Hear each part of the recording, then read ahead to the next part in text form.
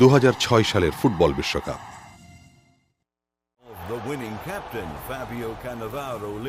Final ম্যাচে ইতালির defender Marco মাতারেজ্জির স্লেজিংয়ে মেজাজ হারিয়ে ফেললেন ফ্রান্স দলের ক্যাপ্টেন জিনেদিন জিদান। ফুটবলের বদলে ঢুস দিয়ে বসলেন মাতারেজ্জির বুকে। ফলাফল, পুরো টুর্নামেন্টে পারফরমেন্সে তুঙ্গে থাকা জিদান জীবনের শেষ বিশ্বকাপ শেষ করলেন অসম্মানজনকভাবে লাল কার্ড দেখে।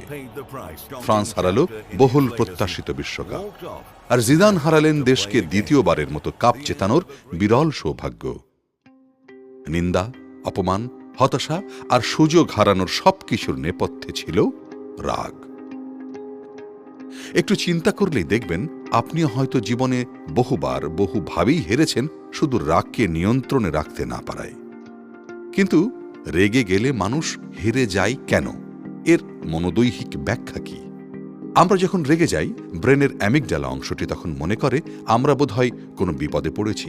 সে তখন ব্রেনের হাইপোথ্যালামাসকে জানান দেয় যে এই বিপদের জন্য তৈরি হতে হবে।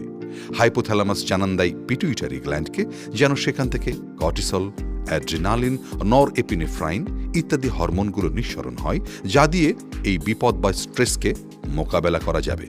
ফলে শরীরে তৈরি হয় একটা টান টান অবস্থা, রক্তচাপ বেড়ে যায়, হৃদস্পন্দন দ্রুত হয়, হাত ও পায়ের পেশিতে অনুভূত হয় বাড়তি সক্রিয়তা। রাগী মানুষ কেন কথা শোনার আগেই হাত চালিয়ে দেন? এটা তার একটা ব্যাখ্যা। পারস্যের বীর রুস্তম আর সোহরাব সম্পর্কে দুজন পিতা পুত্র। সোহরাব জানতেন তার বাবা বিখ্যাত বীর রুস্তম, কিন্তু চেহারাই চিনতেন না।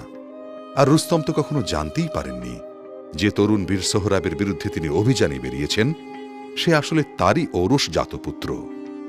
সোহরাব একবার দূত পাঠিয়ে জানানোর উদ্যোগ নিয়েছিলেন বটে, কিন্তু দূতের মুখে সোহরাব নামটি শুনেই আর কিছু বলার সুযোগ না দিয়েই তাকে হত্যা করেছিলেন উত্তেজিত রুস্তম। দুজনের মধ্যে শুরু হলো মল্লযুদ্ধ। সোহরাব রুস্তম কেউ কাউকে চেনেন না। প্রবল এবং দীর্ঘ সে যুদ্ধে পরম শত্রু ভেবে যাকে প্রতি মুহূর্তে ঘায়েল করার চেষ্টা করছেন সে যে তারই বাবা বা ছেলে কেউই জানতে পারেননি সে কথা। এরই মধ্যে বীর নীতি লঙ্ঘন করে মল্লযুদ্ধের ভেতরেই সোহরাবকে ছুরিকাঘাত করলেন রুস্তম। মৃত্যুর কোলে ঢলে পড়ার আগে সোহরাব বলে গেলেন তার শেষ কথা, তুমি জানো আমি কার ছেলে? মহাবীর রুস্তম। আমার পিতা রুস্তম যদি জানতে পারেন যে তুমি বীর নীতি লঙ্ঘন করে তার পুত্রকে হত্যা করেছ, তাহলে তুমি তার হাত থেকে বাঁচতে পারবে না। কিন্তু ততক্ষণে সব শেষ। রাগে অন্ধ রুস্তমের নিজের হাতেই খুন হল তার নিজের ছেলে। আমাদের মস্তিষ্কের যে অংশটি কপালের মধ্যভাগে অবস্থিত তার নাম প্রিফ্রন্টাল কর্টেক্স। সিদ্ধান্ত গ্রহণ, পরিকল্পনা প্রণয়ন এবং ভালো মন্দের ফারাক ও কাজের পরিণাম বোঝার মতো গুরুত্বপূর্ণ কাজ করে এই অংশটি। রেগে গেলে এই অংশের কার্যক্ষমতা কমে যায়, ফলে আপনি ভুল করেন, ভুল সিদ্ধান্ত নেন। এজন্যই চীনা প্রবাদ বলে, রাগান্বিত অবস্থায় কখনো চিঠি লিখতে বসো না। সম্রাট চেঙ্গিস খানের ছিল এক পোষা বাজ পাখি। আগের দিনে শিকারীরা শিকারের সময় প্রশিক্ষিত বাজ পাখি সাথে রাখতেন। শিকারীর চোখের ইশারা পেলেই বাজ পাখি উড়ে যেত আকাশে। খরগোশ বা হরিণ দেখতে পেলে নেমে আসত, আর তাকে দেখে শিকারীও তীর ধনুক নিশানা করতেন। তো এই বাজ পাখিটি ছিল চেঙ্গিস খানের খুব প্রিয়। শিকারে গেলেই তিনি তাকে সাথে রাখতেন। একবার জঙ্গলে শিকারে গিয়ে কোনো কারণে চেঙ্গিস খান দলছুট হয়ে পড়েছিলেন। নিজের ঘোড়া আর বাজ পাখি এই দুটি ছাড়া আর কেউই ছিল না তার সাথে। পথে যদিও চেনা ছিল, কিন্তু দুর্গম পথে আসতে তার বেশ সময় লাগছিল। এমন সময় প্রচণ্ড তৃষ্ণা পেল তার। এদিকে দাবদাহে সব ঝিরি নালা শুকিয়ে গেছে। উঁচু এক ঝর্ণা থেকে কোনো রকমে চুঁইয়ে পড়ছে অল্প অল্প পানি। নিজের পাত্রটা বের করে সম্রাট তাই ধরতে লাগলেন। বেশ অনেকক্ষণ পর যখন তা পান করার মতো যথেষ্ট হলো, মুখ লাগাতে যাবেন, এমন সময় বাজ পাখিটা ওপর থেকে ছোঁ মেরে এসে ফেলে দিল পাত্র। সম্রাট ভাবলেন পাখিটা বুঝতে পারেনি, ওড়ার গতিকে নিয়ন্ত্রণ করতে পারেনি বলেই এমনটা হলো। দ্বিতীয়বার পাত্র ভরলেন। দ্বিতীয়বারও একই ব্যাপার, বাজ পাখি ঝাপটা দিয়ে ফেলে দিল পাত্র। তৃতীয়বারও যখন একই ব্যাপার ঘটল, সম্রাট তখন খুবই ক্রুদ্ধ হলেন। এরপর তিনি তরবারি বের করেই রাখলেন যে এবার যদি বাজ পাখি আসে তাহলে এক কোপে তার কল্লা কেটে ফেলবেন। হলও তাই। এবারও যখন বাজ পাখিটা নেমে এসেছে পাত্রটা ফেলে দেবার জন্যে, চেঙ্গিস খান ঝটকায় তরবারি চালিয়ে পাখির ধড় থেকে মাথা আলাদা করে ফেললেন এক নিমিষে।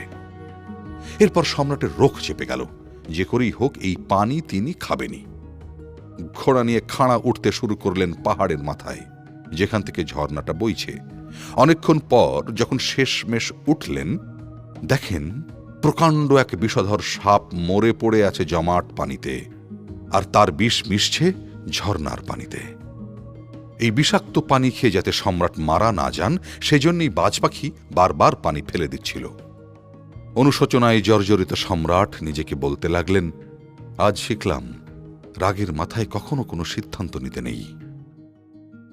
একটা ব্যাপার হয়তো আপনি খেয়াল করেছেন যে রাগের মুহূর্তে এমন অনেক কিছুই আপনি বলেন যার কথা পরে আর মনে থাকে না। কেন জানেন? কারণ মস্তিষ্কের গুরুত্বপূর্ণ অংশ হিপোক্যাম্পাস এ সময় ধীর হয়ে যায়, আর হিপোক্যাম্পাসের অন্যতম কাজ হল স্মৃতি ধরে রাখা ও নতুন স্মৃতি তৈরি করা। ফলে সবসময় যারা রেগে থাকেন দেখবেন তাদের স্মৃতিশক্তিও কম।